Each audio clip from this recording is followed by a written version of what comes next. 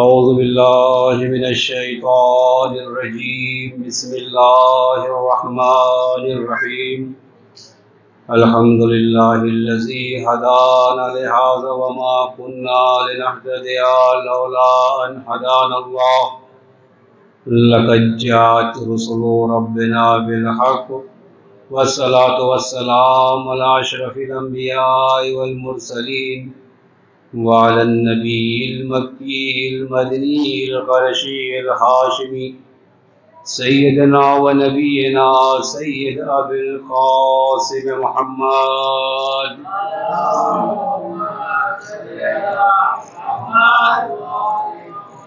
وآله الطيبين الطاهرين المعصومين المظلومين الذين أذهب الله عنهم الرجس وطهرهم تطهيرا.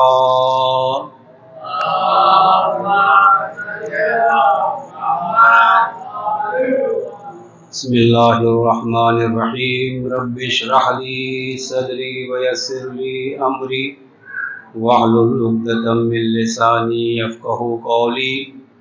أما بعد فقد قال الله تعالى في القرآن الكريم: بسم الله الرحمن الرحيم.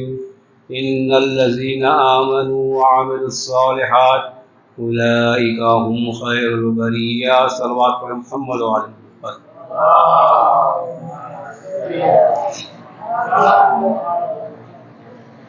عزیزان گرامی، خالق کائنات، ہم سب کا پروردگار اپنی پاک و پاکیزہ کتاب قرآن کریم میں ارشاد فرما رہا ہے کہ بے شک وہ لوگ جو ایمان لا چکے اور عمل صالح انجام دیتے ہیں، اولئک ہم خیر البریہ، وہ لوگ تمام مخلوقات میں افضل ہے.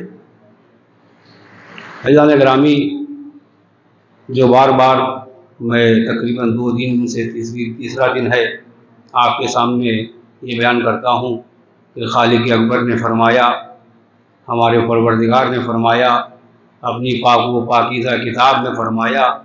کبھی آپ نے غور کیا کہ اگر ہم سے کوئی پوچھ لے کہ بھائی آپ کا خالق اکبر کون ہے، آپ کا مالک کون ہے، مالک اصلی کون ہے، تو اسے کس طریقے سے سمجھایا جائے؟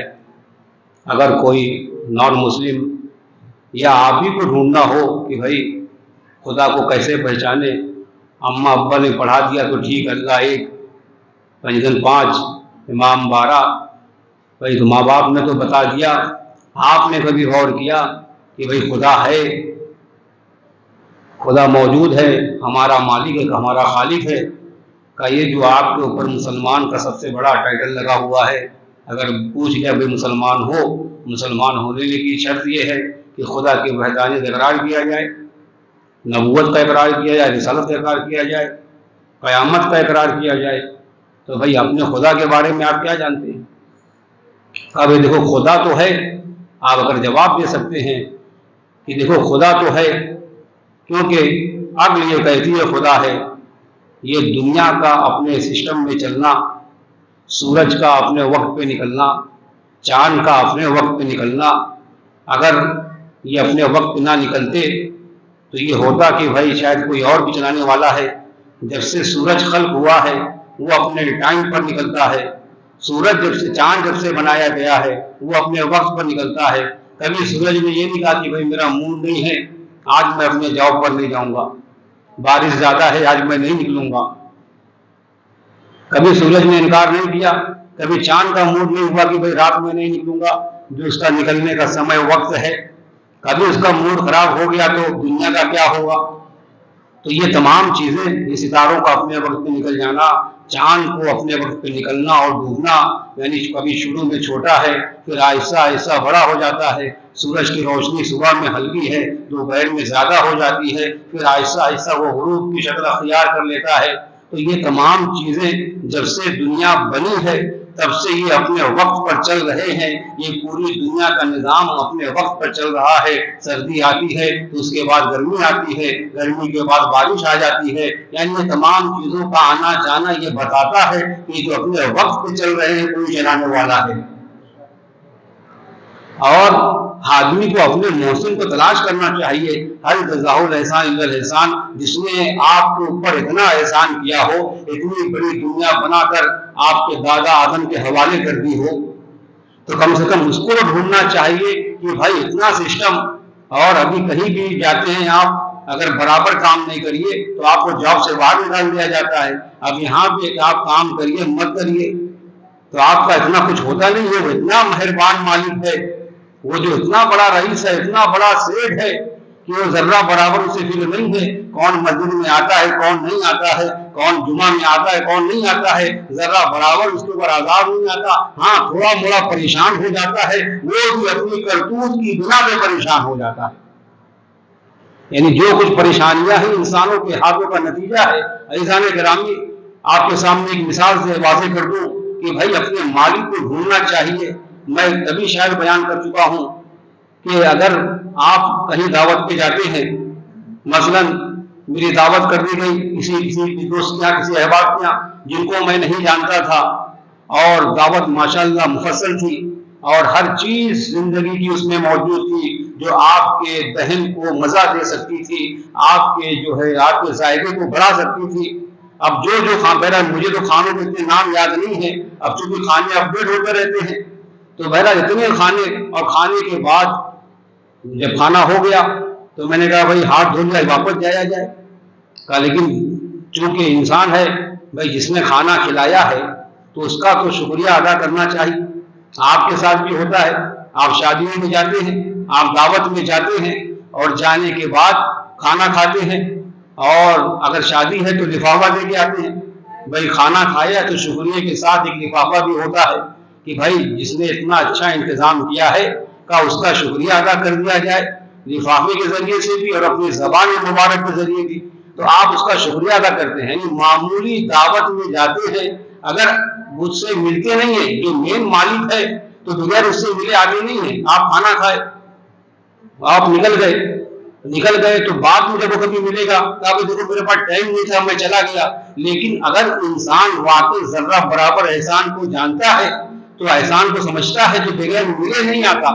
وہ جاتا ہے, اس سے ملتا ہے, دیکھو ہم نے کھانا کھا لیا ہے, خدا آپ کی شادی کو مبارک کرے, خدا آپ کے پروگرام کو کامیاب کرے, اور بہت بہت شکریہ آپ کا, آپ نے کھانا اچھا انتظام اچھا کیا تھا, چلے گئے. تو عزیزان گرامی, جب ایک معمولی سے میزبان کو یہ کھانے والا مہمان ڈھونڈتا ہے کہ اس کا شکریہ ادا کر دیا جائے, تو آپ یہ سوچئے کہ خدا نے دنیا میں اتنا بڑا دسترخوان لگا دیا ہے, آپ کے پاس ہر چیز موجود ہے. اگر پھل کھانا ہے تو سیب کی شکل میں پھل عطا کر دیے, اگر آم کھانا ہے تو آم کی شکل میں درخت آپ کو عنایت کر دیے, آپ کے قسم قسم کے کھانے آپ کے سامنے عطا کر دیے. مگر یہ کتنا نالائق انسان ہے, یہ تمام چیز کھاتا رہتا ہے مگر اپنے میزبان کو تلاش نہیں کرتا. بس یہ بہتر یہ ہے کہ جب معمولی سے میزبان کو تلاش کیا جاتا ہے جس نے اتنا بڑا دسترخوان لگایا ہو, تو اس میزبان کو ڈھونڈنا ہمارا فرض ہو جاتا ہے. صلوات پڑھیں محمد و آل محمد پر.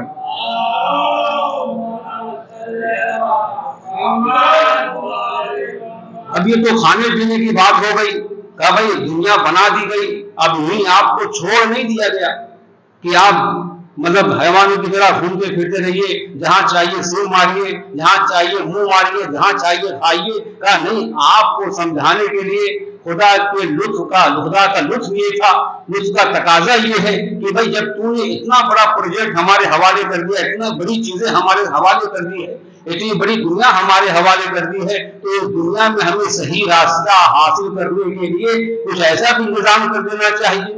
اور حقیقت بھی یہی ہے, کیونکہ خدا خالق ہے. اب اتنی مہربانی کیا ہے تو اتنی مہربانی وہ اور کر سکتا ہے, اور اس نے مہربانی کی. کہا دیکھو دنیا میں تو بھیج رہے ہیں مگر تمہیں راہ راست پر لانے کے لیے کچھ حاجیوں کو مقرر کریں گے, اور وہ تمہیں راستہ بتائیں گے کہ مجھ تک کہاں کیسے پہنچنا ہے, مجھ تک کیسے آنا ہے. اور کچھ ایسے حاجی ہوں گے کہ آپ جب ان کا تذکرہ کریں گے جب آپ ان کی محبت کو اپنے دل میں لے آئیں گے تو میں اتنا مہربان ہو جاؤں گا کہ تمہیں تمام مخلوقات سے افضل قرار دے دوں گا۔ بات تھوڑا دور کی ہے، لیکن اگر سمجھ جائے تو مزہ آ جائے گا کہ بھائی سب کچھ ہے، کہا میں ایسے ہادیوں کو بھیجوں گا، ایسے راستہ دکھانے والوں کو بھیجوں گا، اگر ان کی محبت تمہارے دل میں آ گئی تو تمہیں تمام مخلوقات سے افضل قرار دے دوں گا۔ ہاں عزیزان گرامی، اگر ہادیوں کو فہرست دیکھا جائے تو سب سے بڑے ہادی جو دنیا میں آئے اسے خاتم المرسلین کہا جاتا ہے، اور امامت میں دیکھا جائے تو علی مرتضیٰ کہا جاتا ہے۔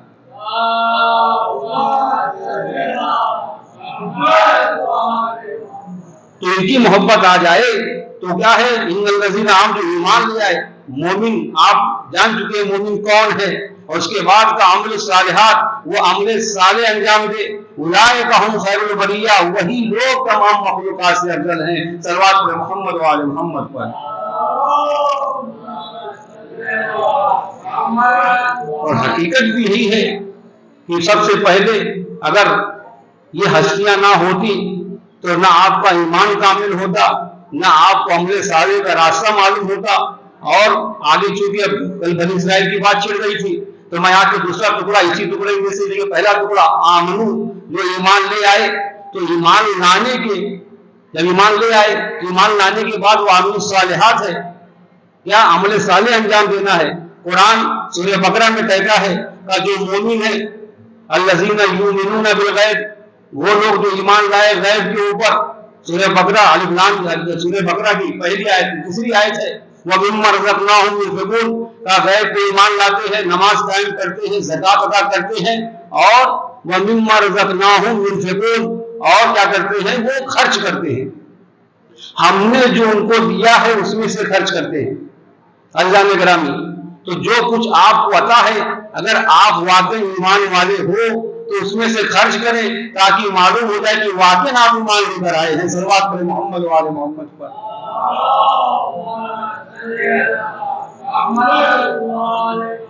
تو یہ بات بہرحال نامکمل رہ گئی تھی، اور کل کی کچھ باتیں نامکمل رہ گئی تھی عزیزان گرامی۔ تو معاملہ تھا کہ بھائی نیت میں کیا دو رکعت عمل کے اوپر تھا کہ ایک عمل نورانی ہوتا ہے اور ایک عمل مادی ہوتا ہے۔ جو عمل نورانی ہوتا ہے تو اس کے سامنے یہ دنیا کام کی نہیں ہے، وہ اس دنیا سے نکل کر دوسری دنیا تک آسمانوں پر چلا جاتا ہے۔ عزیزان گرامی، تو یہ عمل جو ہے آپ کا نورانی ہے، اس لیے پتھر وغیرہ اس کو برداشت نہیں کر سکتے۔ کیا کیا امیر نے، 2 رکعت نماز پڑھی، یہودیوں کے کلیسا پہ چڑھ کر نماز نہیں پڑھی، اذان دیا تو مینارہ گر گیا، یعنی جہاں نور آتا ہے وہاں پتھر کا کوئی مقام نہیں ہے، پتھر وہاں سے ہٹ جاتا ہے۔ اب چاہے کوئی نور کا معاملہ ہو، جناب موسیٰ کے زمانے میں یہ یہودی، کیونکہ یہودیوں کا معاملہ ہے تو یہ بڑی لجوج قوم ہے، بڑی ہٹ دھر قوم ہے۔ جناب موسیٰ سے کہا بھائی ایمان لے آؤ، کہا ایمان لے آئے، کہا موسیٰ نے کہا کہ ہم کلیم اللہ ہیں، کہا دیکھو تم کلیم اللہ ہو، ہم یہ کیسے سمجھے کہ آپ جو اللہ سے کلام کرتے ہیں، ہمیں بھی بتاؤ کہ تم اللہ سے کیسے کلام کرتے ہو، ہمیں لے چلو۔ تو جو فرمایا آپ نے، یعنی موسیٰ سے کہا کلام کرو، تو جو فرمائیے گا کہ جو عمل نورانی ہوتا ہے پتھر وہاں کوئی کام نہیں کرتے، پتھروں کو ختم ہو جانا پڑتا ہے۔ عزیزان گرامی، تو موسیٰ سے یہ بنی اسرائیل نے کہا کہ ہم دیکھنا چاہتے ہیں یہ آپ جھوٹ بول رہے ہیں یا سچ بول رہے ہیں کہ اللہ سے کلام کرتے ہو، ہم دیکھیں گے تب ہمیں یقین ہوگا۔ جناب موسیٰ نے کیا کیا، 7 لاکھ لوگوں میں سے 7,000 کو لیا، یعنی سب انبیاء 7 لاکھ لوگوں میں سے 7,000 لوگوں کو لیا، اور پھر یہ 70,000 لوگوں کو لیا، 7 لاکھ میں سے 70,000 لوگوں کو لیا، اور 70,000 میں سے 7,000 لوگوں کو چنا، اور 7,000 سے 700 کو چنا، 700 سے 70 آدمیوں کو چنا۔ آپ سوچئے اتنی بڑی قوم سے چن کر یہ بنی اسرائیل جناب موسیٰ کے ساتھ کہا کہ ہم دیکھتے ہیں کہ آپ اللہ سے کلام کیسے کرتے ہیں، اور جناب موسیٰ ان کو لے کر چلے، اور خدا کہہ رہا ہے کہ لم ترانی یا موسیٰ، اے موسیٰ تم ہم کو دیکھ نہیں سکتے۔ تو جو چاہتا ہوں جانے گرامی، کہا تم ہم کو دیکھ نہیں سکتے، یہ اتنی خطرناک قوم، کا اتنے دور سے اتنے سرداروں کو چنا گیا، یہ سب کے سب کوہ طور پر چڑھ گئے، کہ خدا کو دیکھنا ہے۔ خدا کی آواز آئی، کبھی دائیں طرف سے آ رہی تھی، کبھی بائیں طرف سے آ رہی تھی، کبھی آگے سے کبھی پیچھے سے، اس کے بعد بھی کہا یہ آواز آ رہی ہے، ہم تو دیکھنا چاہتے ہیں۔ خدا نے سامنے کے پہاڑ پر جسے کوہ طور کے مقابلے میں تھا، یا جسے کوہ طور کہا جاتا ہے، اس طریقے کا نام تاریخ میں آتا ہے، کہا دیکھو موسیٰ تم دیکھ نہیں سکتے، لیکن اگر یہ ہٹ دھرمی کر رہے ہیں تو میں اپنے ایک نور کی نشانی کو اس پہاڑ پر بھیجوں گا، اس نور کو اگر تم برداشت کر پائے تو سمجھ جانا کہ تم مجھے برداشت کر سکتے ہو۔ کہا ادھر خدا کی نور کی ایک نشانی آئی، وہ خدا نہیں تھا، خدا کے نور کی ایک نشانی تھی، کہ جیسے ہی پہاڑ پر آئی، وہ جو بلند قامت پہاڑ تھا، جو فلک بوس پہاڑ تھا، وہ ریزہ ریزہ ہو گیا۔ یہ سب کے سب جو دیکھ رہے تھے، سب کے سب اس دنیا سے پار ہو گئے۔ اور بعض روایتوں میں ہے کہ جناب موسیٰ بھی اس دنیا سے چلے گئے۔ یعنی خدا کا نور، یعنی خدا نہیں ہے، خدا کی نشانیوں میں سے ایک نور آتا ہے، تو نور جب آتا ہے تو پہاڑ چاہے کتنا بڑا ہو، پتھر کا ہو، تو ریزہ ریزہ ہو جاتا ہے۔ بعض روایتوں میں ہے کہ سب کے سب چلے گئے، خدا نے بھی جناب موسیٰ کی روح کو حوالے کیا۔ اب جناب موسیٰ فوراً سجدے میں کہے، کہا بھائی میں مومنین میں سے ہو گیا، میں ایمان لے آیا، سب سے پہلا مومنین میں سے میں ہوں۔ اور اس کے بعد کہا کہ بارے رہا، بس یہ کوئی دیکھ نہیں سکتا ہے، اور اس طریقے سے بہت ساری باتیں ہیں۔ کہا کہ اچھا واپس جاؤ، کہا واپس جاؤں گا تو کیا جواب دوں گا؟ یہ سب کے سب تو یہاں پڑے ہوئے ہیں، یہ سب کے سب جائیں تو جواب مکمل ہوگا، ورنہ مجھے کہیں گے لے گئے تھے مار ڈالا۔ بھئی ہو سکتا ہے لے گئے تھے دکھانے کے لیے، یہ سب کے سب 70 آدمی ختم کر دیا آپ نے جان سے مار کے کہہ دیا کہ ہم کلیم اللہ ہیں۔ یہ سوال آئے گا نہیں آئے گا؟ کہا کہ اگر میں پلٹ گیا تو پوری قوم کیا کہے گی؟ کہا کہ 70 آدمی وہ لے گئے تھے، آپ نے قبض کر دیا ان کو، قبض کرنے کے بعد کہا دیکھو وہ مر گئے میں زندہ ہوں، تو یہ کوئی جواب نہیں ہوگا۔ تو دوبارہ خدا نے انہیں واپس زندہ کیا، اور یہ جب گئے جانے کے بعد، اس کے بعد بھی کم لوگ ایمان لے کر آئے۔ صلوات علی محمد و آل محمد پر۔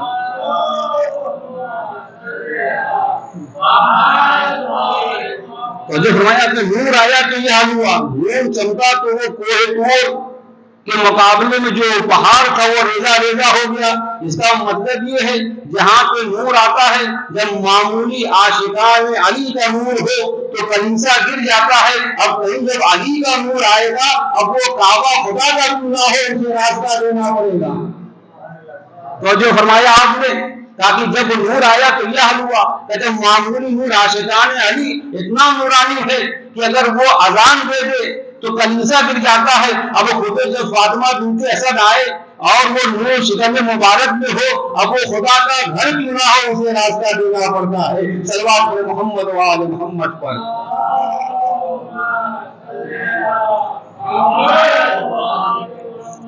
اچھا عجیب مسئلہ پتھر کا بھی ہے، آپ دیکھیے بعض پتھر ہے آپ اسے منہ نہیں لگاتے، پتھر عقیق کا ہے فوراً اسے آپ ہاتھ میں پہن لیں، تو بہت ساری روایتیں بھی اس میں کے بارے میں عقیق پہننا چاہیے، اور یہ اس کے بہت، اور بعض جگہ روایتوں میں ہے کہ جن پتھروں نے علی کی ولایت کا اقرار کیا وہ قیمتی ہو گئے، کہ وہ لوگوں کی انگلیوں کے کیا وہ تاج بن گئے، انگلیوں میں آ گئے، ان کی قیمت بڑھ گئی جنہوں نے علی کی ولایت کا اقرار کیا۔ اب جو ایسے ہی رہ گئے تو وہ پیروں میں رہتے ہیں، کوئی یہاں ٹھوکر مارتا ہے، کوئی وہاں ٹھوکر مارتا ہے۔ عجیب مسئلہ ہے عالم اسلام کا۔ بھائی ہر آدمی حج کرنے کے لیے جاتا ہے، جاتا نہیں جاتا ہے؟ یہ بہت پرانی باتیں ہیں، لیکن آپ میں جوانوں کی نقل کر رہا ہوں کہ حج کرنے کے لیے جاتا ہے، کعبہ بھی پتھر کا ہے، حجر اسود خود پتھر ہے، اور وہیں پہ پتھر اٹھا کے پتھروں کو مارا جاتا ہے۔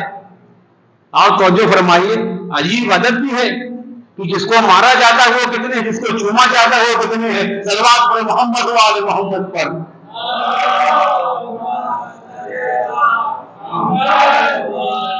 یعنی اتنی سامنے کی بات ہے، تب بھی لوگوں کو سمجھ میں نہیں آتا ہے بھائی یہ جو 3 پتھر ہے شیطان انہیں مارا جاتا ہے، ایک پتھر ہے جو اس وقت اسے چوما جاتا ہے۔ صلوات پر محمد و آل محمد پر۔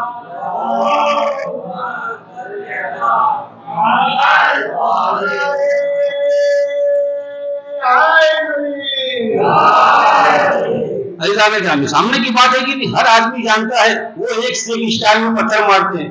آج کل ایک ٹیوب آیا ہوا ہے، وہ بندوق لے کے بندوق چلا رہے پتھر ہو، اسے پتھر نہیں ملا تو اپنی لاٹھی سے بندوق چلا کے انہیں مار دیں۔ اگر ہوتا اس کے پاس وہ مشین کو مار ڈالتا. اگر ان کو معلوم ہو جائے کہ جو پتھروں کو مار رہے ہیں یہ کون لوگ ہیں تو ان کا کیا حال ہوگا. اور عجیب مسئلہ ہے. ڈاکٹر شریعتی فرماتے ہیں کہ بھائی کیا مسئلہ ہے ان پتھروں میں, ان 3 پتھروں میں کیا مسئلہ ہے کہ ہر سال اس کی رنگائی پٹائی ہوتی ہے, کیوں اسے وائٹ کیا جاتا ہے, کیوں ان کے کالے پن کو چھپایا جاتا ہے. آپ ابھی بھی دیکھ لیجیے وائٹ ہے, پتھر تو کالا تھا, یہ ہر سال اسے وائٹ کیا جاتا ہے. اس کا مطلب ہے کہیں اندھیرا پایا جاتا ہے جو چھپانے کی کوشش کی جا رہی ہے. صلوات پڑھے محمد و آل محمد پر.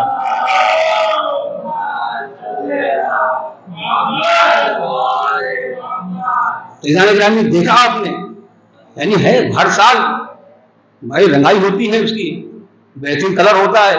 اب تو سسٹم آہستہ آہستہ بند کر دیا کہ بھائی کیا ضرورت ہر سال اس کو وائٹ کرنے کی. اس کا مطلب ہے کچھ اندھیرا ہے جو دوسروں کو پتہ نہ چلے اس کو وائٹ کیا جا رہا ہے. صلوات پڑھے محمد و آل محمد پر.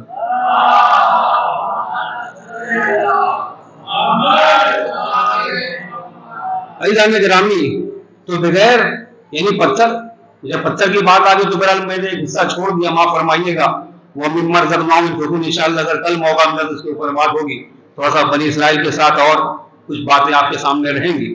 یہ کون سی قوم ہے, کیا ہے, آپ کے سامنے واضح. تو یہ پتھر بعض حج پہ جاتے ہیں, خلیفہ دوم کا زمانہ ہے, وہ بھی حج پہ ہیں, مولا کائنات بھی حج پہ ہیں اور حج کا ثواب طواف کر رہے ہیں, حج میں طواف کرتے ہیں.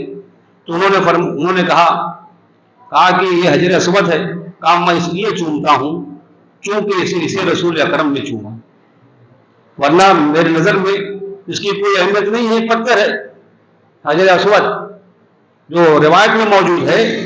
انہوں نے کہا کہ یہ پتھر ہے اور اس سے بڑھ کر کچھ نہیں ہے, چونکہ میرے نبی نے اسے چوما ہے تو اس لیے میں چومتا ہوں. اس کا مطلب ہے کہ چومنا بدعت نہیں ہے. صلوات پڑھے محمد و آل محمد پر.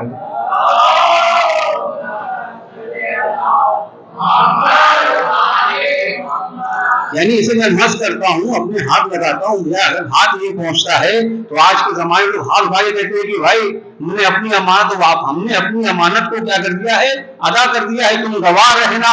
ابے بھائی پتھر سے کہنے کی کیا ضرورت ہے؟ اگر یہ پتھر تھا تو جملہ کیوں کہہ رہے ہو کہ میں نے امانت ادا کر دی ہے, گواہ رہنا. تو جو چاہتا ہوں جانے گرامی, اس کا مطلب ہر پتھر وہ پتھر نہیں ہوتا جسے پتھر مانا جاتا ہے. صلوات پڑھے محمد و آل محمد پر.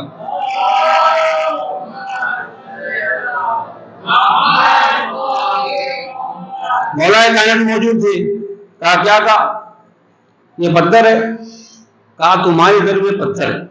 میں اپنی زبان میں مولا کے الفاظ کو بیان کروں. کہا کہ تم پتھر کہتے ہو, کہا تمہاری در میں پتھر ہے, تمہیں پتا نہیں ہے یہ پتھر کے 2 ہونٹ بھی ہیں, یہ پتھر کی 2 آنکھیں بھی ہیں, اور یہ پتھر یہ تمام انسانیت پہ گواہ بھی ہے. اب مسئلہ آگے بڑھ گئی. یہ کیسا مسئلہ ہے؟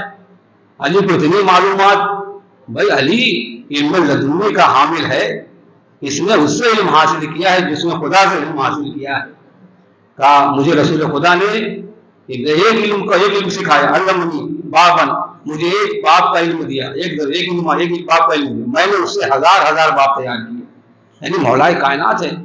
آج تک کوئی پیدا نہیں ہوا کہ جس نے سلونی کا دعویٰ کیا ہو, اور جس نے کیا وہ زندگی اس کی خراب ہو گئی. یعنی آج تک کوئی نہیں سلونی قبلان کا خود, جس نے کیا وہ خود اپنے گناہ میں جال میں پھنس گیا. ظاہر سی بات ہے بس علی جیسا کوئی ہو ہی نہیں سکتا. صلوات پڑھے محمد و آل محمد پر.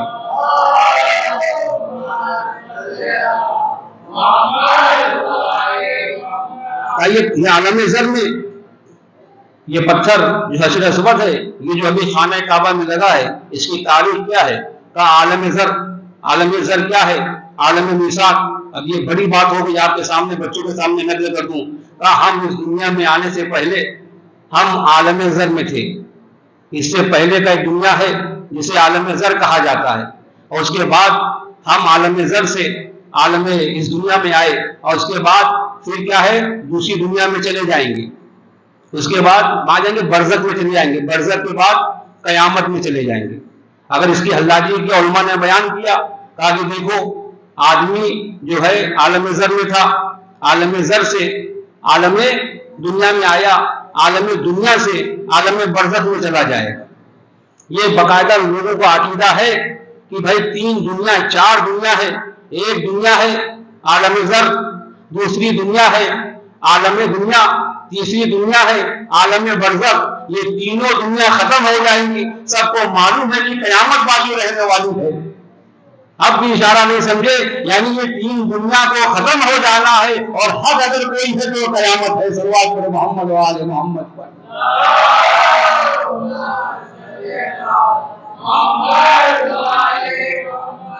بھئی وہ دنیا ختم ہو گئی، اب ہم بھی 60-70 برس اور بس، ایک نت کس سے مس اور بس، اپنی دنیا ختم، برزخ کی دنیا بھی ختم ہو جائے گی۔ جو حق ہے علماء بیان کرتے ہیں، کہا بھئی دیکھو چوتھی دنیا جو ہے حق ہے، یعنی چاہے یہاں سے لے لیے جائے وہاں کا علی حق کے ساتھ ہے۔ صلوات پر محمد و آل محمد پر۔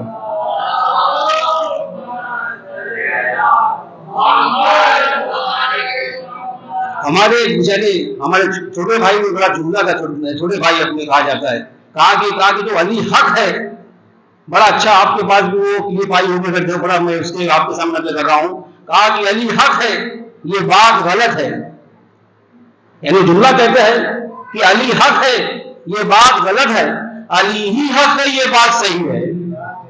تو جو فرمایا آپ نے، یعنی اس کا جملہ بڑا اچھا ہے کہ حق تو اور بھی دعویٰ کر سکتے ہیں، مگر یہ کوئی دعویٰ نہیں کرتا، صرف علی ہی حق ہے، اب علی کے مقابلے میں جو بھی آئے گا وہ بات کہلائے گا۔ صلوات پر محمد و آل محمد۔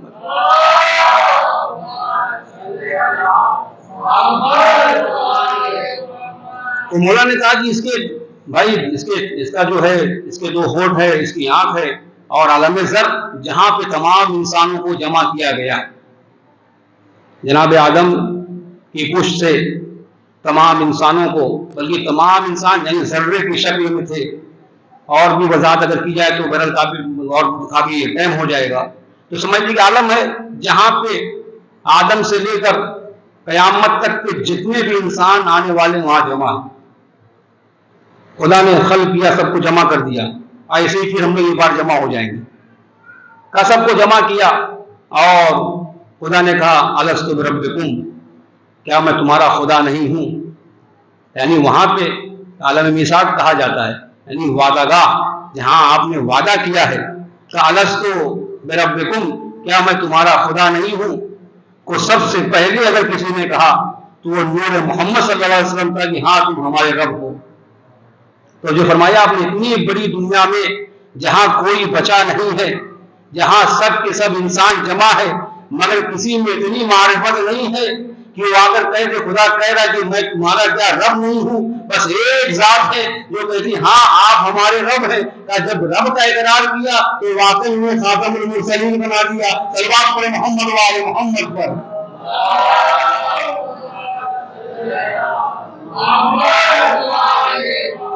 تو بہرحال مجھے زیادہ جانا نہیں، بہرحال پتھر کی بات ہو رہی تھی، کہا وہاں پہ سب کا جب خاتم المرسلین بن گئے، آخری نبی بن گئے، فخر انبیاء بن گئے، تو اس کے بعد کہا دیکھو، اس کے بعد جب اقرار کی باری آئی تو کہا خدا کا لوگوں نے اقرار کیا، پھر اس کے بعد کس کا اقرار کیا؟ رسول اکرم کا اقرار کیا، اس کے بعد بعض روایتوں میں ہے کہ مولا کائنات کی ولایت کا اقرار کیا، کہ جتنے لوگ تھے سب نے اقرار کیا، سب نے اقرار کیا۔ اسی بنا قرآن کی آیت علماء پڑھتے ہیں، فمن تولی بعد ذلک فاولئک هم الفاسقون، کا بس اس کے بعد جنہوں نے روگردانی کر لی اور اس زمانے میں میثاق جو وعدہ نہیں کیا تو وہ سب کے سب میثاق وعدہ کرنے کے بعد اپنے وعدے کو بھول گئے، سب کے سب فاسق قرار پائے، اس دنیا میں آئے۔ آنے کے بعد جب انہیں بیان کیا گیا کہ بھائی تمہارا وعدہ یاد نہیں ہے، کہا یہ جو حجر اسود ہے تو خدا بند کریم نے نہ تمام لوگوں سے وعدہ لے لیا، حجر اسود کو اشارہ کیا، کہا کہ دیکھو کون ہے جو نبوت کا اقرار کر رہا ہے، خدا کی وحدانیت کا اقرار کر رہا ہے اور مولا کائنات کی ولایت کا اقرار کر رہا ہے، کہا یہ تم گواہ رہنا کون اقرار کر رہا ہے۔ اب جو تمہارے پاس آئے گا اگر وہ کہے گا بھائی جو امانت تمہارے پاس ہی میں نے ادا کر دیا ہے تم گواہ رہنا، تو سمجھ جانا کہ آدمی وہی ہے جس نے عالم میثاق میں وعدہ دیا تھا اسے پورا کر رہا ہے۔ تو جو فرمایا آپ نے یہ حجر اسود ایسا نہیں معمولی پڑھتے ہیں، اب مرتبہ یہ ہے کہ وہ سب کو جانتا ہے، کون اقرار کرنے والا ہے کون انکار کرنے والا ہے، وہی شناسائی کرتا ہے کہ دیکھو آنے والا علی والا ہے یا کسی اور والا ہے۔ صلوات محمد والے محمد پر۔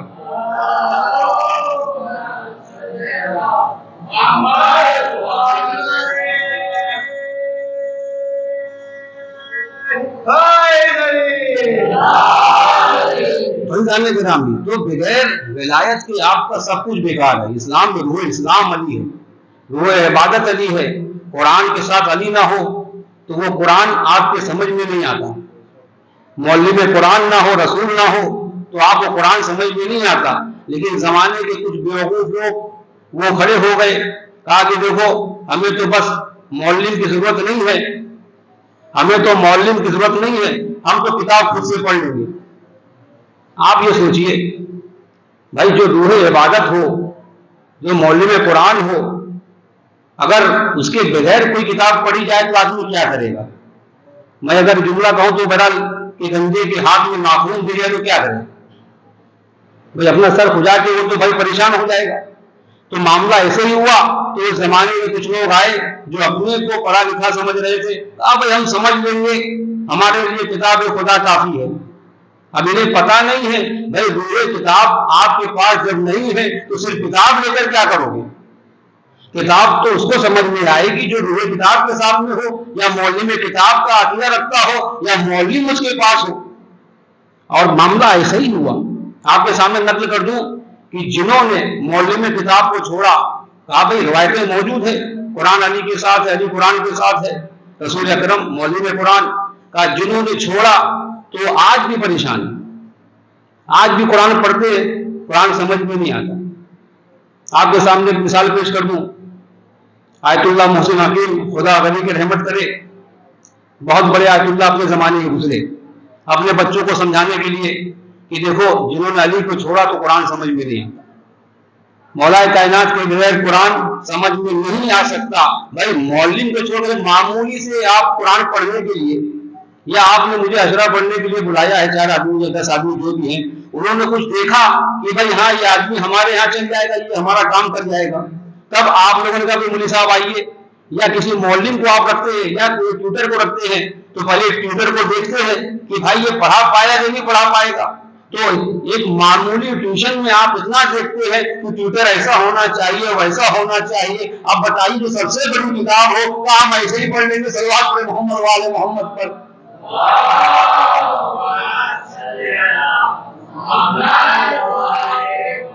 یہ حقیقت ہے نہیں ہے بھائی، ایک معمولی سے کام کے لیے آپ کیا سوچتے ہو؟ اچھا ٹیوٹر ہو، اچھا ٹیوشن ٹیچر اچھا ہو، ایسا ہو، اسکول اچھا ہو، مدرسہ ایسا ہو، مولوی ایسا ہو۔ جو معمولی کتاب پڑھنا ہے، اسے ABCD پڑھنا ہے، جو بھی پڑھنا ہے بچے کو جو ہے، تو آپ اتنا ہنگامہ کرتے ہو۔ ابھی دنیا والوں کو سوچنا چاہیے کہ اتنی بڑی کتاب ہے، کیا وہ بغیر معلم پہ پڑھی جا سکتی ہے؟ اور جنہوں نے لے لیا، اور اس سے پہلے بھی، اسلام سے پہلے بھی جنہوں نے یہ کام کیا، معلم کو چھوڑ دیا، کتاب کے پڑھانے والوں کو چھوڑ دیا، خدا نے ان کی مثال قرآن میں لکھ کر، معاف کیجیے میں محسن حکیم صاحب کے یہاں تھا، کہ جنہوں نے معلم کو چھوڑا تو آج بھی قرآن سمجھ میں نہیں آتا۔ اس زمانے کے سعودی کے بادشاہ نے ان کی دعوت کی، میرے خیال سے پہلے واحد عالم دین مرجع وقت ہے جنہوں نے خانہ کعبہ میں جماعت پڑھائی۔ انہیں اپنے شیعہ عالموں میں سے محسن حکیم وہ پہلے عالم دین ہے جنہیں کہا جاتا ہے کہ سب سے پہلے امام جماعت پڑھانے والے وہی ہیں، ورنہ آج تک بھی کسی کو موقع نہیں ملا، کیونکہ سعودی نے دعوت کیا تھا، سرکاری مہمان تھے۔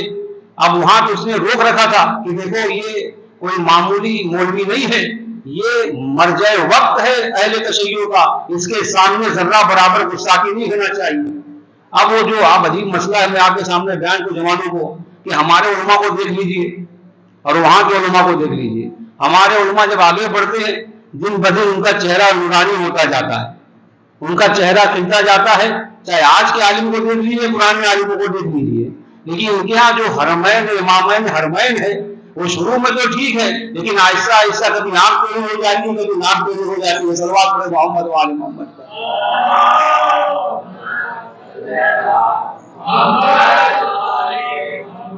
یہ آپ ابھی دیکھ سکتے ہیں نیٹ وغیرہ پہ جو وہاں کے حرمین امامین حرمین ہیں، ان کے حالات ایسے جو واقعی سرکاری امام رہ چکے ہیں، جو خاندانی وہ بہت زمانے سے چل رہا ان کا، کہا ان کی حالت، وہ دعوت میں تھے جناب، دعوت میں بیٹھے ہوئے، اب محسن حکیم بہرحال سید آدمی گئے اور دعوت میں پر دسترخوان لگایا گیا، تو اس نے ایک قرآن کی آیت پڑھی۔ وہ الزام آتا ہے کہ اہل تشیع قرآن میں کیا توڑ موڑ کرتے ہیں، تحریف کرتے ہیں، قرآن کو اپنے اعتبار سے کر لیتے ہیں، یعنی اس میں خرد و برد کرتے ہیں، قرآن کو اپنے اعتبار سے تعویل کرتے ہیں۔ یعنی شیعہ جو لوگ ہیں وہ قرآن کے ساتھ معاذ اللہ تحریف پہ قائل ہیں، قرآن کو کوئی تحریف، قرآن میں کوئی گڑبڑ ہوا ہے ماشاءاللہ، یا خود وہ لوگ تحریف کرتے ہیں، تعویل پہ قائل۔ اچھا وہ سمجھ گئے کہ یہ جو قرآن کی آیت پڑھ رہا ہے یہ پوری کی پوری آیت کا مصداق میں ہوں، جس فرد کے لیے بول رہا ہے میں اس کا مصداق ہوں۔ اچھا وہ بھی مرجع وقت ہے، وہ کوئی معمولی مولوی تھوڑی، کہا وہ کھانا کھا رہے تھے، اس نے جو قرآن کی آیت پڑھی، انہوں نے بھی قرآن کی آیت پڑھی، کہا جب قرآن کی آیت پڑھی تو اٹھ کے بھاگ گیا، اٹھ کے کھانا چھوڑ کر بھاگ گیا، یہ تاریخ میں لکھا ہوا ہے، کھانا کھاتے ہوئے کہا چلا گیا اٹھ کے، کہا آیت کون سی پڑھی، کہا جب وہ آیا تھا تو اس کو آنکھوں کا نور نہیں تھا۔ عجیب مسئلہ ہے، قرآن پڑھتے پڑھتے قرآن نور ہے تو نور میں اضافہ ہونا چاہیے، لیکن جب یہاں کوئی قرآن پڑھا جاتا ہے وہ آنکھوں کو ختم کر دیتا ہے۔ کہا آنکھوں کی روشنی نہیں تھی، تب بھی اتنا بغض بھرا ہوا تھا، کہا کہ شیعہ ایسا کرتے ہیں۔ انہوں نے کہا کون سی آیت پڑھی، کہا کہ جو دنیا میں اندھا ہے وہ آخرت میں بھی اندھا رہے گا۔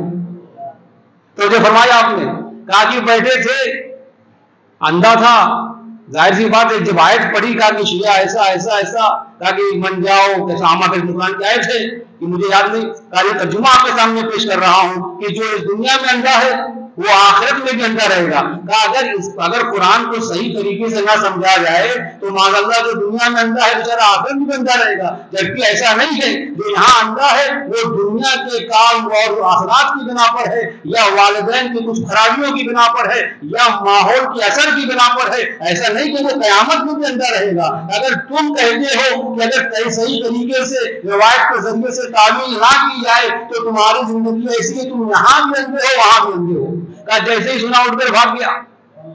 تو جو فرمایا آپ نے، تو بغیر معلم کے اگر قرآن پڑھا جائے تو یہ حال ہوتا ہے۔ آج کے دور میں بھی جو اندھا ہے تو وہاں بھی اندھا رہے گا، اور جو اس سے پہلے کی کتابیں تھیں ان کے ساتھ بھی معاملہ ایسے ہی ہوا۔ کہا جب مولوی نے قرآن کو چھوڑ دیا، تورات کے بارے میں آپ کے سامنے نقل کرنے جا رہا ہوں، یہودیوں کی کتاب جناب موسیٰ پر نازل ہوئی، تورات جناب موسیٰ پر نازل ہوئی، انجیل جناب عیسیٰ پر نازل ہوئی، بلے ہمارے بچوں کو پڑھایا جاتا ہے آسمانی کتابیں 4 ہے نا، تو تورات کس پہ نازل ہوئی، جناب موسیٰ پہ نازل ہوئی، اور جناب موسیٰ کے زمانے کے بعد اس زمانے کے جو مولانا تھے، ملا لوگ تھے، ان لوگوں نے کیا کیا، اس کتاب کو اپنے مطابق ڈال لیا۔ اگر مثال دی جائے تو اس طریقے سے، اگر میں سمجھانے کے لیے دے رہا ہوں، شاید اتنا حقیقت نہ ہو، کہ بھائی کوئی بڑا آدمی آیا، کہا مولانا یہ کام کرنا ہے مگر تھوڑا سا شک و شبہ ہے، آپ کہیں سے راستہ نکال لیجیے۔ وہ کہا اسی بنا پہ بات چیزوں کی مسئلہ نکلی، بھائی مولوی تو مرغا حلال کر ہی لیتا ہے نہیں، وہ آئے بڑے آدمی تھے، کہا اپنا کام صحیح کرنا ہے، کہا پیچھے سے کچھ ٹکایا، لفافہ دیا، کہا ٹھیک ہے کل جاؤ تمہارا کام ہو جائے گا، ورنہ وہ حرام ہے، صحیح نہیں ہے، ایسا ہے ویسا ہے۔ کہا تھوڑا سا وہ کیا، کہا بھائی تمہارا گناہ معاف ہو گیا، جاؤ تم اتنا جمع کر دو تمہارا کام ہو گیا۔ تو توریت کے ساتھ انہوں نے ایسے ہی کیا، کیونکہ اس زمانے میں توریت تھی، لیکن مولوی میں توریت سے توریت کو حاصل نہیں کیا۔ خدا نے قرآن میں مثال دی، آج ہی آپ نے پڑھا کہ مثل الذین حملوا التوراۃ ثم لم یحملوها، مثال ان لوگوں کی ہے، سورہ جمعہ، مثال مثل الذین حملوا التوراۃ، کا وہ لوگوں کی مثال ایسی ہے جنہوں نے توریت کو اٹھایا ہوا ہے، حملوا التوراۃ، تورات کو اٹھائے ہوئے ہیں، کا وہ تورات کو اٹھائے ہوئے نہیں ہے، مثل الذین حملوا التوراۃ ثم لم یحملوها، کا وہ توریت کو اٹھائے ہوئے نہیں ہے، بلکہ کا مثل الحمار یحمل اسفارا، کا ان کی مثال اس گدھے کی طرح ہے جو بوجھ کو اپنے پر اٹھائے ہوئے ہیں۔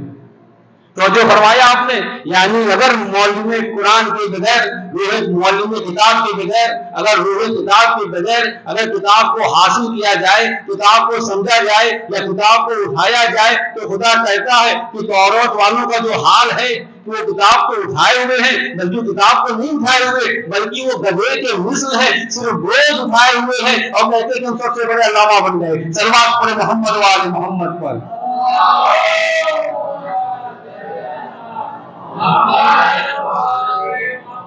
تو یہ فرمایا آپ نے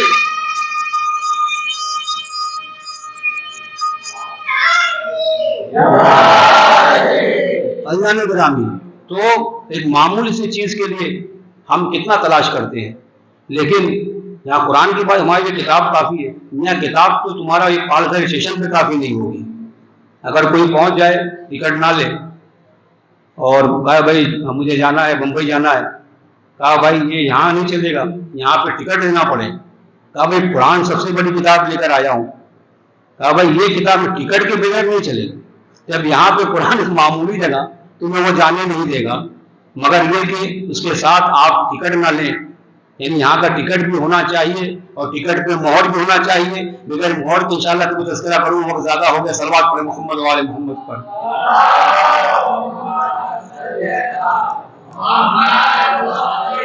یعنی صرف آپ باڈی لے کر کچھ نہیں کر سکتے جب تک اس کے اندر نور نہ ہو، جب اس کے اندر جان نہ ہو۔ جہاں علی کا تذکرہ ہوتا ہے، جو موالیان علی ہیں، جو محبان حیدر کرار ہیں، ان کے رگوں میں جو ہے جوش آ جاتا ہے۔ آپ کے سامنے روایت نقل کر رہا ہوں، استاد محترم فرماتے ہیں، کہا کہ جو ہمارے شیعہ ہیں ان کی مثال شہد کی مکھی کی طرح ہے۔ کا امام کا ایک لقب ہے یاسوب الدین، یعنی دین کا یاسوب۔ یاسوب کسے کہا جاتا ہے؟ اسی روایت کے بعد آپ کی زحمت تمام کر دیتا ہوں۔ کون ہے شیعہ کا امام؟ کیا ہے؟ یاسوب الدین۔ یاسوب کہتے ہیں وہ شہد کی مکھی میں جو راجا ہوتی ہے، جو سب سے بڑی ہوتی ہے، جو چیک کرتی ہے کہ کوئی غلط شہد لے کر نہ آئے۔ کیا نام ہے اس کا؟ یاسوب۔ امام کا لقب ہے یاسوب الدین، یعنی دین کا وہ راجا ہے کہ اگر کوئی دین میں گڑبڑی کرے گا تو وہ کیا کرتا ہے؟ وہ مکھی جو سب سے بڑی مکھی ہے وہ کیا کرتی ہے؟ وہ لانے والے کی گردن کاٹ دیتی ہے۔ وہ جو شہد لے کر آیا ہے، اگر غلط جگہ سے شہد لایا، شہد لانے کی کوالٹی ہے، قرآن میں باقاعدہ سورہ نحل ہے نہیں؟ باقاعدہ سورہ نحل کے اوپر کہا کہ یہ شہد والوں کی، شہد کی مکھی کے اوپر ہے، یعنی اتنا قیمتی مثال دی خدا نے۔ کہا یہ میں انشاءاللہ بس تفصیل نہیں چاہتا، تو یہ جو مکھی ہے اگر وہ شہد غلط جگہ سے لے کر آتی ہے یا غلط جگہ بیٹھ جاتی ہے، غلط پھول سے شہد لے کر آتی ہے، تو وہ جو راجا بیٹھا ہوا ہے وہ کیا کرتا ہے؟ اس کی گردن کو کاٹ دیتا ہے۔ کہا جو کوالٹی ہے وہ کوالٹی باقی رہنا چاہیے۔ ہمارے ہاں گندے پھول کا شہد نہیں چلے گا۔ تو امام کا لقب ہے یاسوب الدین، جو دین کا یاسوب ہے۔ اگر دین میں کوئی غلط چیز لا کر ملائے گا تو جو یاسوب بیٹھا ہوا ہے وہ اس کا گلا کاٹتا چلا جائے گا۔ کہا ہمارے شیعوں کی مثال ہے اسی شہد کی مکھی کی طرح۔ کہا ہمارے شیعہ شہد کی مکھی کی طرح ہیں۔ کہا ان کے گلے میں جو ہے ہماری ولایت کا شہد ہے۔ تو جی ابا جان گرامی، وہ سارے محترم فرماتے ہیں کہ ان کے گلے میں کون سا شہد ہے؟ میری ولایت کا شہد ہے۔ اور پھر آگے جملہ بیان کرتے ہیں کہ اگر کوئی گڑبڑ کیا تو علی سے منسلک نہیں ہو سکتا، اس کا گلا کاٹ دیا جائے گا۔ ہاں لیکن ایک جملہ بیان کرتے ہیں کہ دیکھو ان کے گلے میں ولایت کی شہد ہے، لیکن اگر جو شہد کی مکھیاں ہیں یہ جاتی ہیں شہد لے کر آتی ہیں، لیکن دوسری مکھیوں کو معلوم نہیں ہے کہ ان کے منہ میں شہد ہے۔ تو جو چاہتا ہوں اللہ گرامی، یہ جو مکھی ہے شہد کی مکھی، یہ جاتی ہے، وہ جو دوسری مکھیاں ہیں جو گندگی پہ بیٹھتی ہیں، جو الگ جگہ بیٹھتی ہیں، جو خرافات میں بیٹھتی ہیں، جو خرابے میں بیٹھتی ہیں، کہ وہ جو ہے ان کو معلوم نہیں ہے کہ یہ جو شہد کی مکھی ہے اس کے حلق میں، اس کے دہن میں شہد پائی جاتی ہے۔ اگر ان مکھیوں کو معلوم ہو جائے، اگر ان مکھیوں کو معلوم ہو جائے کہ یہ جو مکھی شہد کی ہے اس کے گلے میں شہد ہے تو یہ تمام گندی مکھیاں مل کر اسے قتل کرنے کے ڈرتے ہو جائیں گے، اور کیوں؟ تاکہ وہ شہد حاصل ہو جائے۔ تو جو چاہتے ہیں زمانے کو آج سمجھائیے کہ کہا کہ ہمارے شیعوں کی مثال شہد کی مکھی کی طرح ہے، ان کے دہن میں، ان کے حلق میں ہماری ولایت کا شہد ہے۔ یہاں جملہ دوسرا بیان فرماتے ہیں کہ اگر دوسری مکھیوں کو معلوم ہو جائے کہ یہ شہد والی مکھی ہے تو پوری گندی مکھیاں مل کر اس پر حملہ آور ہو جاتی ہیں۔ آج کے زمانے سے ملائیے، اگر کہیں معلوم ہو جاتا ہے کہ علی کا چاہنے والا ہے تو دوسرے گندی مکھیاں ہیں وہ مل جل کر بیچارے اس پہ حملہ کر دیتے ہیں، کہیں بم پھوڑا جاتا ہے، کہیں گلا کاٹا جاتا ہے۔ صلوات پر محمد وآل محمد پر۔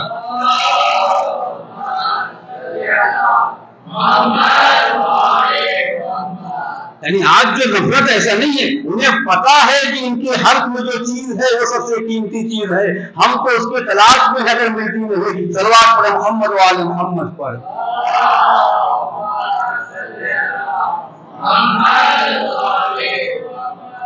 ہاں عزیزان گرامی، وقت تمام ہو گیا۔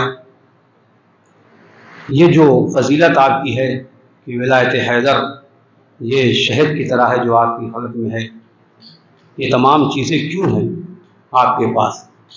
اس کی وجہ صرف یہ ہے کہ تم کس کے چاہنے والے ہو، تمہارے اندر کس کی محبت ہے۔ یہ صرف اور صرف امام حسین کا عطیہ ہے کہ ہم زندہ ہیں۔ آج امام حسین نہ ہوتے تو ہمارا بھی وجود دنیا میں نہ ہوتا۔ جناب زہرا کی دعا ہے کہ ہے ہم دعائے جناب زہرا صلوات اللہ علیہ ہیں۔ ہاں عزیزان گرامی، 2 محرم کا دن گزر گیا۔ محرم بڑی تیزی کے ساتھ گزر رہا ہے، ہمارا مولا مہمان ہے۔ میں بچوں کو دیکھ رہا ہوں کہ بارش ہو اور جتنی بھی تیز بارش ہو رہی ہے وہ زندان شام کو بنانے کے لیے لگے ہوئے ہیں، اور کوئی بھی جوان ایسا نہیں ہے وہ اس زندان شام کو بنانے کے لیے نہ آتا ہو۔ جہاں تک میں سب کو تو نہیں دیکھا، لیکن میرا عقیدہ یہ ہے کہ زندان شام بنا رہے ہیں، بہت اچھا زندان شام بنایا ہے۔ میں آپ کے سامنے زندان شام کی ایک مثال پیش کرتا ہوں۔ امام سجاد علیہ السلام سے داروغہ زندان نے کہا کہ مولا رات کا سناٹا چھا جاتا ہے تو ایک بیوی ہے جو رات کے اندھیرے میں نکلتی ہے اور وہ اتنا دردناک گریا کرتی ہے، دیوار زندان سے تڑپ تڑپ کر گریا کرتی ہے، اور مجھے خوف یہ ہے کہ اگر اس بیوی کی رونے کی آواز اگر یزید کے محل تک چلی گئی، یزید کے کمرے تک چلی گئی تو میری نوکری خطرے میں پڑ جائے گی۔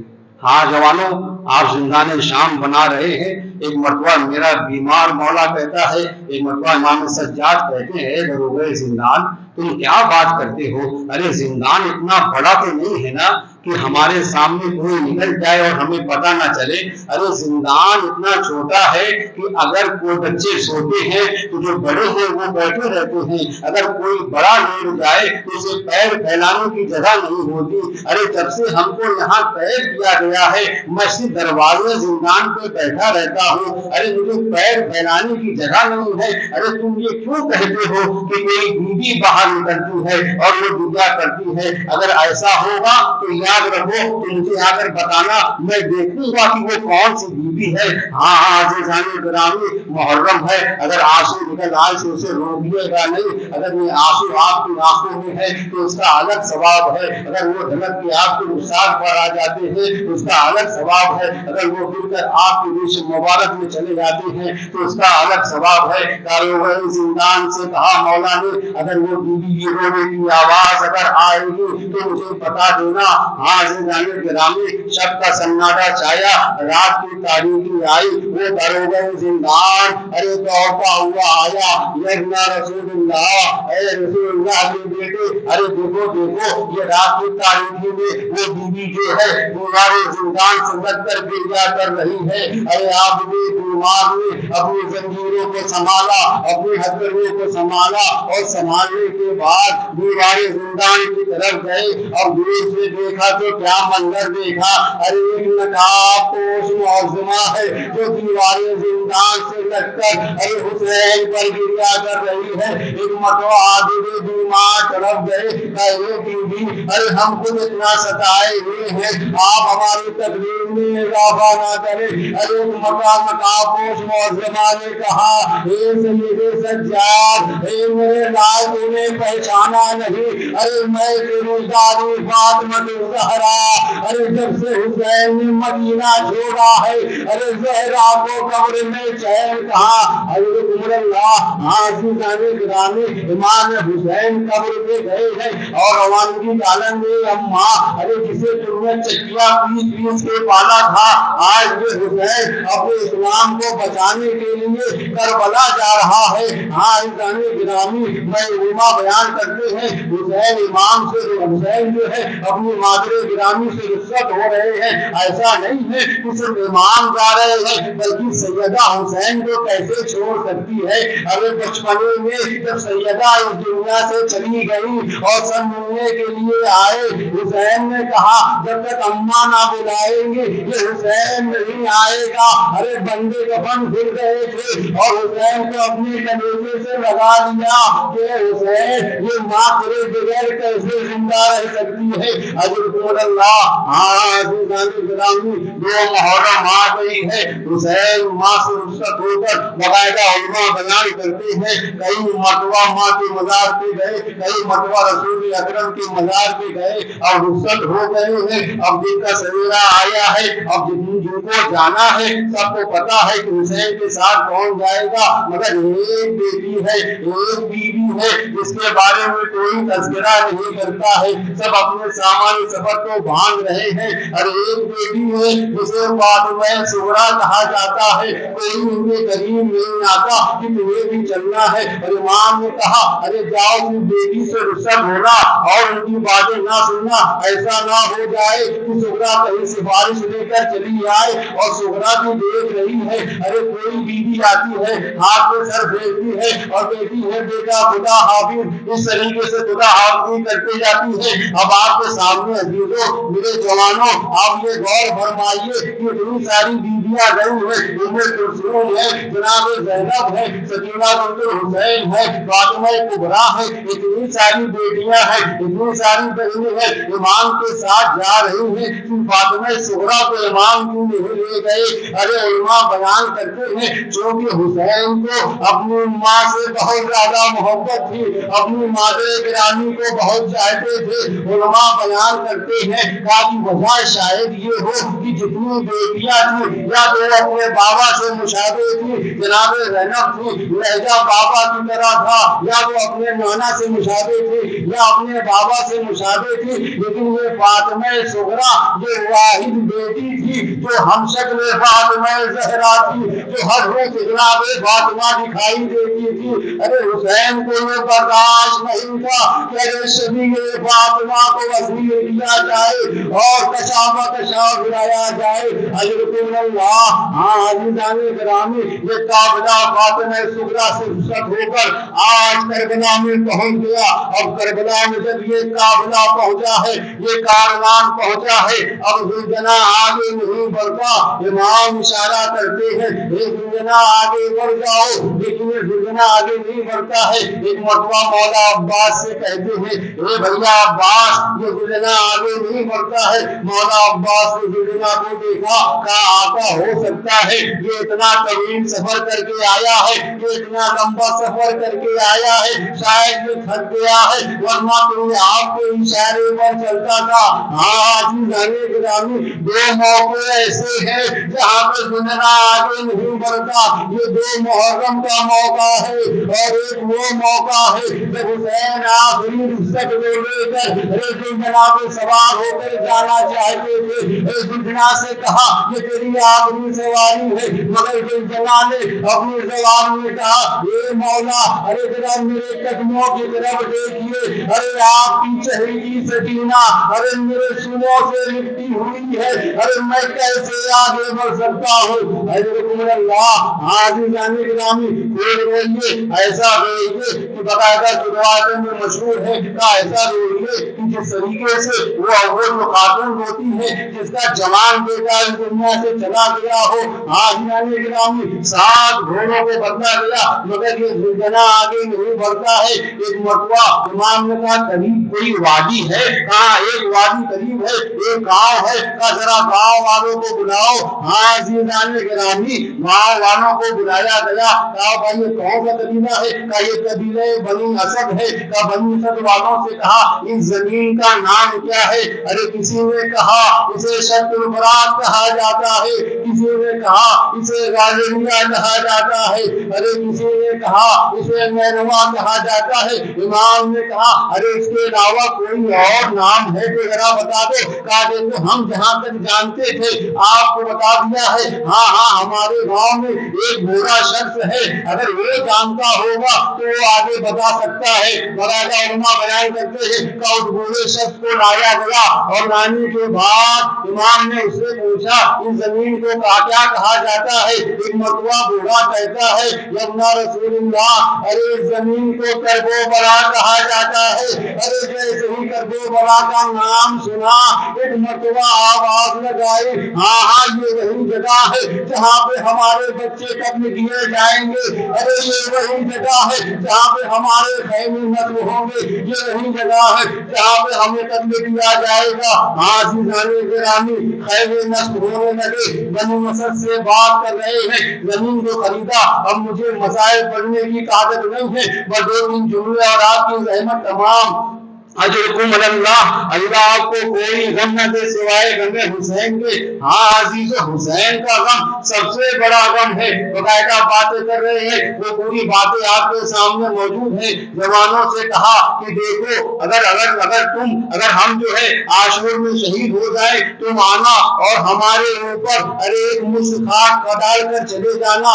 इसके बाद जब दिन नहीं भरा ताकि जाओ अपने घर के खातूनों को भेज दो, अपने घर की औरतों को भेज दो। अरे औरतें आई उनके दिल में भी ये हुआ मेरे रसूल के बेटे ने अरे हमें कौन सा मकाम दे दिया है कि आज हमें इतनी इज्जत मिली है कि हमें बुला रहे हैं। का औरतें आई, आने के बाद इमाम कहते हैं देखो है बनी असद की औरतें, अगर तुम्हारे जवान अगर तुम्हारे जो है शौहर या तुम्हारे मर्द अगर गैर किया घर से वो हम पर खाक ना डाले, अरे तुम पानी भरने के बहाने आना और हमारे ऊपर अरे एक मुश्त खाक डाल के चले जाना। अरे हुसैन का दिन फिर भी ना भरा तो अरे अपने बच्चों को भेज दो। अरे बच्चों को जमा किया, ये बच्चों अगर तुम्हारे माँ बाप अगर यजीद के डर से हमारे ऊपर खाक ना डाले, अरे तुम खेलने के बहाने आना और हमारे ऊपर मुश्त खाक डाल देना। अरे हुसैन की मजलूमियत देखिए, जब ये हुसैन जुमला कह रहे थे वहाँ मौला अब्बास तो मौजूद थे ना, अरे सैयद सज्जाद तो मौजूद थे ना, अली अकबर तो मौजूद थे ना। अरे अब्बास के दिल पे क्या गुजरी होगी ये मेरे आका। अरे अब्बास के रहते हुए आपका कौन बाल बीटा कर सकता है, कौन आपका बाल बाटा कर सकता है। अरे मेरे रहते हुए आप तक कौन पहुंच सकता है। अरे सैयद सज्जाद से भी नहीं कहा क्योंकि हुसैन को मालूम है कि जब मैं कब्र कर दिया जाऊंगा अरे मेरा बेटा सज्जाद अरे ऐसी हालत में होगा कि हाथों में हथकड़ियां अरे पैरों में बेड़ियां गले में खारदार तो होगा। इसीलिए शायद छोटे सज्जाद से नहीं कहा ये मेरे लाल अरे जब करबला से जाना तो एक मिट्टी घाट मेरे ऊपर डाल के जाना। आप रिवायत नकल करने जा रहा हूँ, अपने सीनों को संभाल के रखिए। अगर आंसू आ रहे हैं तो थोड़ा आवाज से रोइए क्योंकि मन बका व तबाह का अलग हुसैन जो हुसैन पर रोए या रोने जैसा मुंह बनाए तो उसके ऊपर जन्नत वायु हो जाती है। हमने जन्नत का डिमांड नहीं किया क्योंकि हुसैन का गम इतना बड़ा है कि जब हुसैन का नाम लिया जाता है आंसू खुद बहुत चले आते हैं। नाम हुसैन में तो ही आंखों में आ गए, इन आंसुओं को कोई बुलाने नहीं गया। आज़िज़ाने गिरामी इमाम बात कर रहे हैं और बात करते करते बनी असद चले गए। बनी असद जाने کے بعد باقاعدہ اپنے اہل و عیال سے باتیں کر رہے ہیں اور وہاں پہ واقعہ نقل کرتے ہوئے شیخ انصاری بیان کرتے ہیں امام نے کہا کہ ہم اور اپنے بابا کے ساتھ میں اپنے بابا کے ساتھ اور اپنے بھیا حسن کے ساتھ میں تھا، ہم جنگ صفین سے واپس آ رہے تھے، ہمارا گزر اسی زمین سے ہوا اور امام حسن بیٹھے ہوئے تھے، میرے بابا کو نیند آ گئی، علی مرتضیٰ کو نیند آ گئی، حسن کی آغوش میں سر رکھ دیا۔ عزیز اللہ عزیزان گرامی یہ روایت آپ کے سامنے پیش کر رہا ہوں، اگر آنسو نکل رہا ہے تو اسے روکیے گا نہیں، ارے کتنا بڑا غم ہے حسین کا، مولا حسین فرما رہے ہیں، ارے عباس بھی موجود ہے، علی اکبر بھی موجود ہے، امام فرما رہے ہیں کہ ارے میں جنگ صفین میں اپنے بابا کے ساتھ اپنے بھیا کے حسن کے ساتھ ایسی زمین سے گزر رہا تھا کہ مولا میرے بابا کو نیند آ گئی، وہ میرے بھیا حسن کی آغوش میں سو رہے تھے، ایک مرتبہ خواب سے بیدار ہوئے اور اٹھنے کے بعد گریہ کرنا شروع کر دیا۔ ارے میں امام حسن نے پوچھا اے میرے بابا ارے گریہ کرنے کا سبب کیا ہے؟ ایک مرتبہ میرے بابا نے کہا ارے میں نے خواب میں دیکھا ارے قریب ہی کوئی دریا ہے جو خون سے بھرا ہوا ہے، ارے میں نے اپنے نادم حسین کو دیکھا، ارے وہ دریا میں غرق ہو رہا ہے اور وہ آواز دے رہا ہے هل من ناصر ينصرنا هل من معين يعيننا هل من ذات يشد عن حرم رسول اللہ، ارے ہے کوئی جو میری مدد کرنے والا ہو، ہے کوئی جو ہمارا مددگار ہو، ارے ہے کوئی جو حرم رسول کی بات کرنے والا ہو۔ میں کہوں گا مولا آپ نے خواب بیان کر دیا، ارے آگے کا مسائل میں بیان کرتا ہوں۔ ارے حسین نے جیسے یہ استغاثہ بلند کیا، ارے آپ کا چشمہ، ارے آپ کا بیٹا اپنے بابا کی آواز پہ لبیک کہتے ہوئے اپنے کو جھولے سے گرا لیا، ارے میرے بابا نے آواز دی ہے اس کا استغاثہ کھانے نہ جائے گا۔ وَسَيَعْلَمُ الَّذِينَ ظَلَمُوا أَيَّ مُنقَلِبٍ يَنقَلِبُونَ عَلَىٰ لَعْنَةِ اللَّهِ الْقَوْمِ الظَّالِمِينَ۔ بار الہ اس مختصر سے امان کو اپنی بارگاہ میں جگہ عنایت فرما، باراللہ جہاں اشیاء حضر قرار ان کی جان و مال عزت و آبرو کے بعد فرما، باراللہ دنیا ظلم و جور سے بھر گئی ہے، اپنی آخری حجت کے ظہور میں تعجیل فرما اور ہم سب کو غلاموں میں شمار فرما، ماتم حسین